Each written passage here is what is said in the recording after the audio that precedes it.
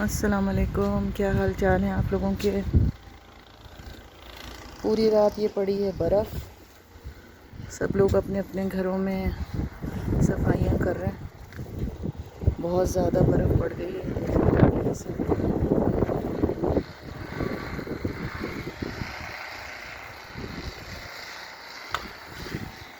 क्योंकि यहाँ पर प्लेंटी लग जाती है अगर आपने वक्त पे बर्फ़ नहीं साफ़ की।